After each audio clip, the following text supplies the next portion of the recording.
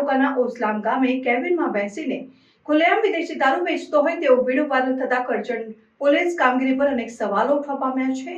Karjan police સ્ટેશનના વલણ આઉટપોસ્ટની હદ વિસ્તારમાં આવેલ ઓસલામ ગામે કેબિનમાં બેસીને ખુલ્લેઆમ વિદેશી દારૂ વેચી રહેલા ઇસમોનો એક વિડીયો સોશિયલ મીડિયામાં વાયરલ થયો છે।